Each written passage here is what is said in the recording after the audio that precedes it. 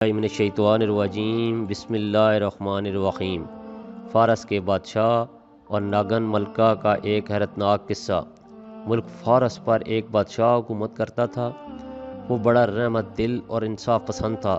اس کا بیٹا شہزادہ رحمان بھی اپنے باپ کی طرح دلیر تھا۔ بادشاہ کو شکار کا بہت شوق تھا۔ وہ اکثر گھنے جنگلوں میں شکار کھیلنے جاتا۔ ایک دفعہ گرمی کا موسم تھا۔ بادشاہ کا دل شکار کھیلنے کو تھا۔ حکم کی دیر تھی، تمام انتظامات ہو گئے اور بادشاہ شکار کے لیے چل پڑا۔ سارا دن بادشاہ شکار میں مصروف رہا۔ شیر، چیتے، باراسنگے شکار کیے۔ شام ہوئی تو یہ شکاری قافلہ واپسی کے لیے چل دیا۔ ابھی آدھا سفر بھی طے نہ کیا تھا کہ بادشاہ کو ایک نہایت خوبصورت ہرن نظر آیا۔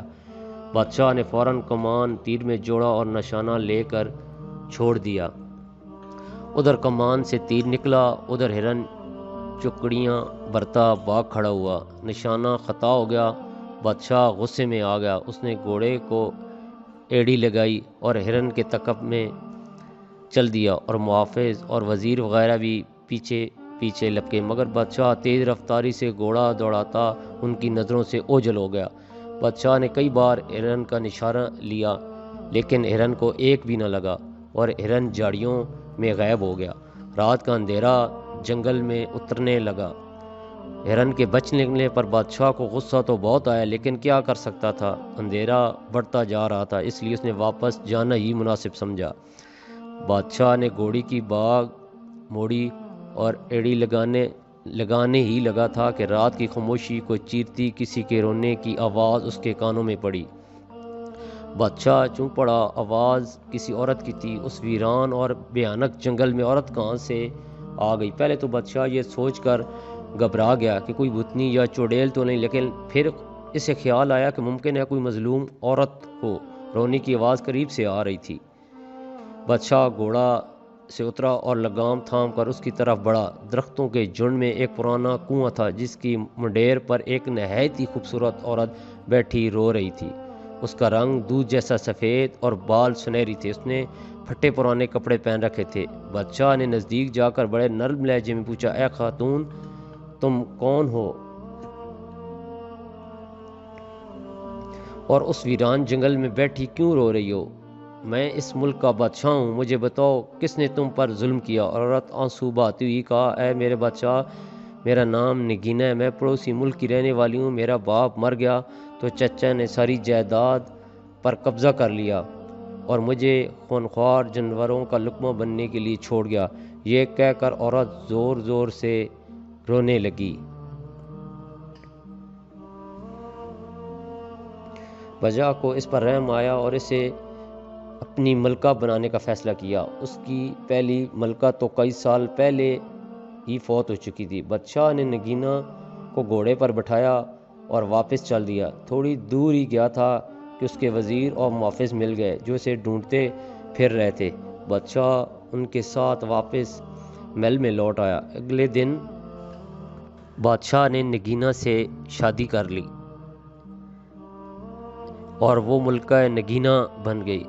گھر گھر خالص گھی کے چراغ جلنے لگے، ہر طرف نوبتیں اور نکارے بجتے رہے، ہر اعلیٰ اور ادنا خوشیاں منا رہا تھا کہ ایک دن تک بادشاہ کی شادی کی خوشی میں جشن منایا جاتا رہا۔ شہزادہ رحمان کو بھی بہت خوشی ہوئی تھی۔ اس وقت اسی طرح گزرتا چلا گیا، مگر نئی ملکہ آنے سے کچھ ہی عرصے بعد بادشاہ کی طبیعت خراب رہنے لگی۔ وہ دن بدن کمزور ہوتا جا رہا تھا۔ شہزادہ رحمان، وزیر اعظم، دوسرے درباری بڑے پریشان ہوئے۔ ملک کے بڑے بڑے مشہور حکیموں نے علاج کیا مگر کوئی فائدہ نہ ہوا، حتیٰ کہ بادشاہ بیمار ہو کر چارپائی سے لگ گیا۔ اس نے کھانا پینا بھی چھوڑ دیا اور اب تو شہزادہ رحمان بھی بوکھلا اٹھا کہ کیا کرے۔ دور دور کے ممالک سے حکیموں کو بلایا گیا لیکن بیماری کا علاج تو ایک طرف رہا، یہی نہیں پتہ چل سکا کہ مرض کیا ہے۔ بادشاہ کا رنگ زرد پڑ چکا تھا، آنکھوں کے نیچے کالے نشان بن گئے تھے۔ شہزادہ رحمان نے فیصلہ کیا کہ ملک کے سب سے بڑے نجومی کے پاس جانا چاہیے تاکہ پتہ تو چل سکے بات کیا ہے۔ یہ نجومی شہر سے دور ایک پہاڑی غار میں رہتا تھا۔ شہزادہ رحمان اس کے پاس پہنچا تو نجومی نے اعصاب لگا کر کہا، اے شہزادہ، شہزادے بادشاہ سلامت کی بیماری کی وجہ ملکہ ہے۔ کیا شہزادہ اچھل پڑا اور بولا یہ کس طرح ہو سکتا ہے؟ نجومی بابا میں تمہاری بات نہیں سمجھا۔ نجومی نے کہا اے قابل احترام شہزادے، میرا حساب بتاتا ہے کہ ملکہ اصل میں انسان نہیں ہے بلکہ ناگر ہیں، انتہائی خطرناک اور زہریلی ناگن۔ سنو، جب کوئی سانپ 500 سال کا ہو جاتا ہے اور ان 500 سالوں میں کسی انسان کی نظر اس پر نہ پڑی ہو تو اسے یہ طاقت حاصل ہو جاتی ہے کہ وہ جب چاہے انسان یا کسی بھی جانور کا روپ دھار سکتا ہے۔ ملکہ بھی ایک ایسی ہی ناگن ہے جسے روح بدلنے کی طاقت مل چکی ہے اور اب وہ بادشاہ کے جسم میں اپنا تھوڑا تھوڑا زہر داخل کر رہی ہے۔ نجومی بابا اگر تم صحیح کہہ رہے ہو تو ایک بات سمجھ میں نہیں آتی کہ آخر ناگن کو بادشاہ سلامت سے کیا دشمنی ہے جو وہ انہیں مار ڈالنا چاہتی ہے؟ نجومی نے دوبارہ ذائچہ بنایا اور کہا شہزادے حضور، آج سے 10 سال قبل بادشاہ سلامت نے جنگل میں ایک ناگ کو ہلاک کر دیا تھا اور وہ کالا ناگ اس ناگن کا بھائی تھا اور یہ انتقام لے رہی ہے۔ ناگن اگر چاہے تو ایک ہی بار ڈس کر بادشاہ سلامت کو ہلاک کر ڈالے، مگر وہ اپنا زہر تھوڑا تھوڑا بادشاہ کے جسم میں داخل کر رہی ہے تاکہ وہ سسک سسک کر مرے۔ شہزادے نے یہ سنا تو غصے سے کانپنے لگا، میان سے تلوار نکال کر لہرائی اور کہا میں اس وقت ناگن کو ابھی جا کر ٹکڑے ٹکڑے کر دوں گا۔ نہیں شہزادہ حضور، ایسا کرنا مناسب نہیں ہوگا، وہ بڑی چالاک ناگن ہے، اگر آپ کا وار خالی گیا تو وہ آپ کو ہرگز نہیں چھوڑے گی اور ڈس لے گی۔ پھر تو مجھے کیا کرنا چاہیے؟ نجومی بابا، شہزادے ناگن کو آپ صرف اسی وقت ہلاک کر سکتے ہو جب وہ ناگن کے روپ میں ہو۔ آپ کا تیر سیدھا اس کے پھن میں جا کر لگنا چاہیے۔ یاد رکھیں، اگر آپ کا نشانہ خطا ہو گیا تو آپ ناگن کے غصے سے کبھی نہیں بچ سکیں گے، وہ آپ کو ڈس کر ہلاک کر دے گی۔ لیکن اے نجومی بابا، میں ملکہ کو انسان سے ناگن کے روپ میں آنے پر کس طرح مجبور کر سکتا ہوں؟ اس کا حل بھی میرے پاس ہے، میں آپ کو ایک خاص دوائی کی پڑیا دیتا ہوں۔ آج رات کا کھانا کھاتے وقت ہوشیاری سے وہ دوا پانی میں حل کر کے ملکہ کو دے دینا اور بادشاہ کی خوابگاہ میں موجود پانی کی سرائی کو خالی کر دینا۔ خوابگاہ کے دروازے پر تالا لگا دینا۔ اس دوائی کے اثر سے آدھی رات کے وقت ملکہ کو شدید پیاس لگے گی اور پھر جو ہوگا وہ آپ خود ہی دیکھ لیں گے، مگر ایک بات دھیان سے سن لے، یہ کام بڑی ہوشیاری سے کرنا ہوگا، ملکہ کو ذرا برابر بھی شک نہیں ہونا چاہیے۔ نجومی بابا، جیسا آپ نے کہا میں ویسا ہی کروں گا۔ یہ کہہ کر شہزادہ واپس محل میں آ گیا۔ رات ہوئی، کھانے کا وقت آیا تو شہزادے نے بڑی ہوشیاری سے دوائی ملکہ کے پانی کے گلاس میں ڈال دی۔ ملکہ کو پتہ ہی نہ چل سکا اور وہ پانی پی گئی۔ تھوڑی دیر بعد ہی شہزادہ اٹھ کھڑا ہوا۔ ملکہ نے حیرانگی سے کہا کیا بات ہے شہزادے، آج تم نے بہت کم کھانا کھایا ہے، تمہاری طبیعت تو ٹھیک ہے نا؟ جی ہاں، بس آج بھوک کچھ کم تھی، آپ اطمینان سے کھائیں، شہزادے نے مسکراتے ہوئے کہا اور کمرے سے باہر نکل آیا اور وہ تیزی سے دوڑتا ہوا بادشاہ کی خوابگاہ پہنچا اور سرائی کا پانی بہا دیا۔ اس کام سے فارغ ہو کر شہزادہ خوابگاہ کے سامنے والے کمرے میں چھپ گیا۔ کچھ ہی دیر بعد ہی ملکہ خوابگاہ میں چلی گئی۔ شہزادے نے فوراً نجومی کی ہدایت کے مطابق باہر تالا لگا دیا اور خود تیر کمان لے کر روشن دان میں بیٹھ گیا۔ بادشاہ اور ملکہ مصری پر بڑے سو رہے تھے۔ رات آدھی سے زیادہ گزر گئی تو یکا یک ملکہ کو زوردار پیاس لگی اور وہ اٹھی اور سرائی سے پانی لینا چاہا، مگر سرائی تو شہزادے نے پہلی ہی خالی کر دی تھی۔ ملکہ نے دروازہ کھول کر باہر نکلنا چاہا لیکن دروازہ تو بند تھا۔ شہزادہ رحمان روشن دان میں چھپا بیٹھا یہ سب منظر دیکھ رہا تھا۔ دوائی کے اثر سے ملکہ کو ایسی زبردست پیاس لگی کہ اس کا منہ کھل گیا۔ اسے یوں لگا جیسے حلق میں کانٹوں کا جنگل اگ آیا ہو۔ ملکہ پریشان ہو گئی تھی، کہاں سے پانی حاصل کرے؟ پیاس بجانے بجائے خوابگاہ سے ایک چھوٹی سی نالی باہر کو جاتی تھی۔ یہ خالی نالی گندے پانی کے نکاس کے لیے بنائی گئی تھی۔ ملکہ نے فیصلہ کیا ناگن بن کر نالی کے راستے باہر جا کر پانی پینا چاہیے۔ وہ دبے قدموں بادشاہ کے پاس آئی۔ بادشاہ تو سارے گھوڑے بیچ کر سو رہا تھا۔ ملکہ کو جب یہ اطمینان ہو گیا بادشاہ بے خبر سویا پڑا ہے تو اس نے زمین پر ایک لوٹ لگائی اور اگلی لمحے فرش پر ایک ملکہ کی جگہ ایک سیاہ ناگن موجود تھی۔ شہزادے نے جب یہ منظر دیکھا تو کانپ اٹھا۔ نجومی بابا نے سچ ہی کہا تھا، ناگن کی سیاہ کھال چمک رہی تھی، وہ بل کھاتی لہراتی نالی کے راستے باہر نکل گئی۔ شہزادے کو وقت ہی نہ مل سکا کہ تیر چلا سکے۔ شہزادہ جلدی سے روشن دان سے اترا اور گھوم کر باغ میں پہنچ گیا۔ اسے یقین تھا کہ ناگن ملکہ باغ کے تالاب میں پانی پینے گئی ہے۔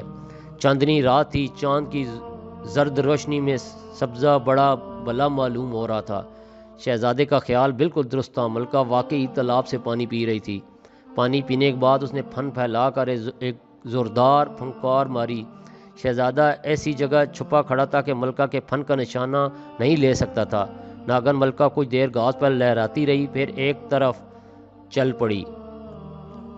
اس کا رخ خوابگاہ کی طرف نہیں تھا، بلکہ وہ محل سے باہر والے رستے پر جا رہی تھی۔ شہزادہ رحمان اس کے پیچھے پیچھے تھا۔ محل سے نکل کر ملکہ اس راستے پر بھولی جو جنگل کو جاتا ہے۔ شہزادہ رحمان بڑی ہوشیاری سے اس کا پیچھا کر رہا تھا۔ یہ بھی خدا کا شکر تھا چاندنی رات تھی، ورنہ اندھیرے میں ناگن کب آتی۔ ناگن ملکہ گھنے جنگل میں چلی گئی۔ ایک غار کے باہر رک کر اس نے زوردار پھنکار ماری۔ اس کی پھنکار کا جواب میں غار کے اندر ایک دوسرے ناگ کی خوفناک پھنکار سنائی دی۔ اف خدایا، کیسی بھیانک پھنکار تھی، وہ جیسے بیک وقت کئی دیگیں چولہے پر چڑی سنسنا رہی ہوں۔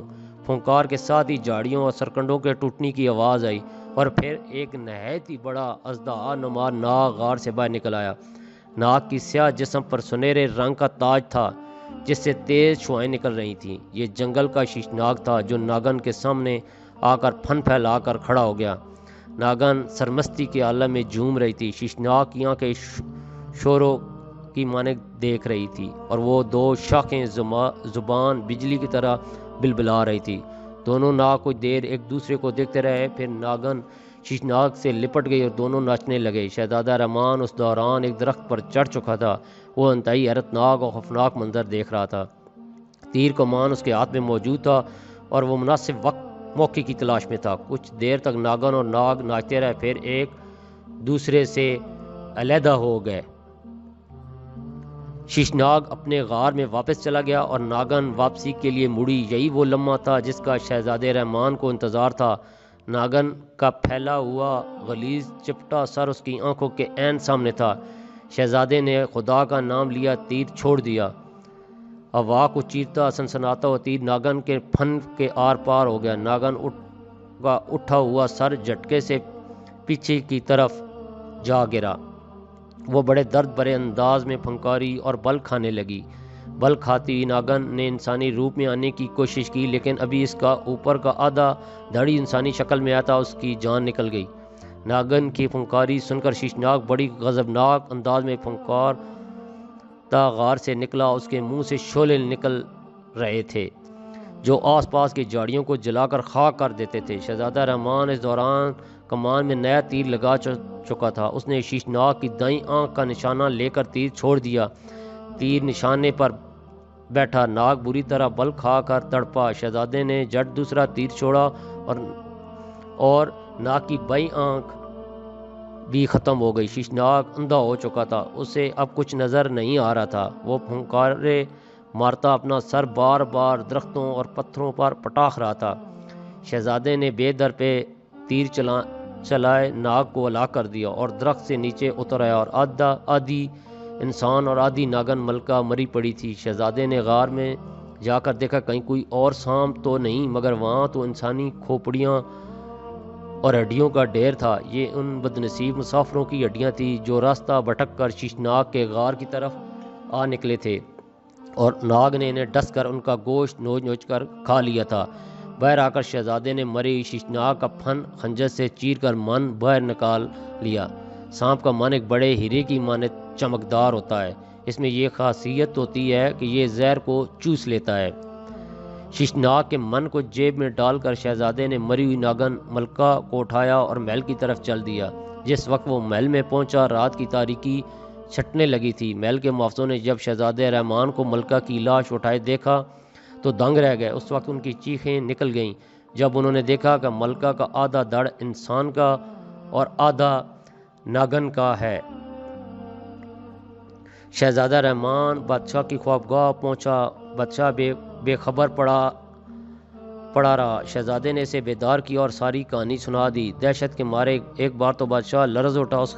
اس خیال نہیں، اس پر کپ کپی طاری کر دی۔ وہ خطرناک ناگن کو اپنی ملکہ بنائے ہوئے تھا۔ اس نے ایک ناگن سے شادی کر رکھی تھی، یہی اس کی بیماری کی وجہ تھی۔ یہ ناگن ملکہ کا زہر ہی تھا جس نے بادشاہ کو بیمار کر رکھا تھا، کیونکہ اپنے ناگ بھائی کا بادشاہ سے وہ انتقام لے رہی تھی۔ بادشاہ نے شہزادہ رحمان کو گلے سے لگایا اور کہا، بیٹا تم نے اپنی جان پر کھیل کر اس خبیث ناگن کو ہلاک کر کے مجھے نئی زندگی دی۔ ابا حضور، یہ میرا فرض تھا۔ اچھی اولاد تو وہی ہوتی ہے جو اپنے ماں باپ کی خدمت کرتی ہے اور ان کا ہر حکم مانتی ہے۔ یہ کہہ کر شہزادہ رحمان نے شیشناگ کے من کو جیب سے نکالا اور بادشاہ کے منہ سے لگا دیا۔ فوراً ناگن کا زہر چوس لیا اور بادشاہ بلا چنگا ہو گیا۔ اسی وقت ناگن ملکہ کا جسم تڑ تڑ کے جلنا لگا اور دیکھتے ہی دیکھتے وہاں راکھ کے چھوٹے سے ڈھیر کے سوا کچھ نہ بچا۔